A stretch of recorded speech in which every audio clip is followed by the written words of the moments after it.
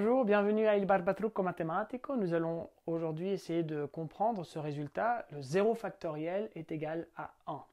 Alors dans certains ouvrages, on lit que 0 factoriel est égal à 1, c'est une convention. Non, ce n'est pas une convention, ce n'est pas un choix, c'est un résultat.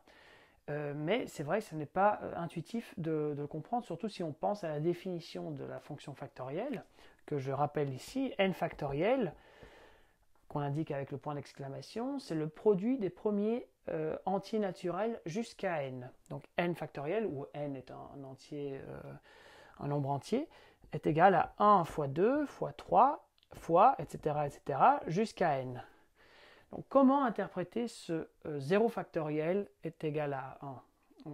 Une première façon de faire, c'est de considérer la succession des n factoriels avec n qui tend à 0. Essayons de voir qu'est-ce qui se passe.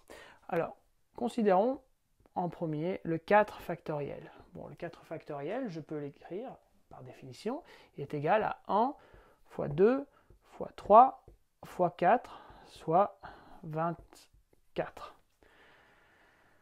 Le 3 factoriel, donc je descends d'une unité, le 3 factoriel, je peux l'écrire comme le 4 factoriel divisé 4. On le voit ici de la définition du 4 factoriel. Si j'enlève le 4, les trois premiers termes, 1 fois 2 fois 3, c'est bien 3 factoriel. Donc si je prends le 4 factoriel et je divise ça par 4, j'obtiens le 3 factoriel. De même, le 2 factoriel, je peux l'écrire comme le nombre précédent factoriel, 3 factoriel, divisé le nombre précédent, 3. Donc dans ce cas-là, on avait 24 divisé 4, ça nous donne 6. Dans ce cas-là, ça nous donne 6 divisé 3, 2. Je continue, 1 factoriel, je peux l'écrire comme 2 factoriel divisé 2, ce qui nous donne 1. Et en continuant dans ce raisonnement, j'arrive finalement à notre 0 factoriel qui est égal à 1 factoriel divisé 1. Or, 1 factoriel, c'est égal à 1, donc 1 divisé 1, c'est bien égal à 1. Une deuxième façon d'interpréter ce résultat, 0 factoriel est égal à 1, c'est celui de regarder le nombre de configurations que nous pouvons avoir en disposant n objets dans l'espace, c'est-à-dire le nombre de permutations, pour ceux qui ont vu les vidéos sur l'analyse combinatoire. Imaginons d'avoir trois objets différents, A, B, C. Donc j'ai n égale à 3.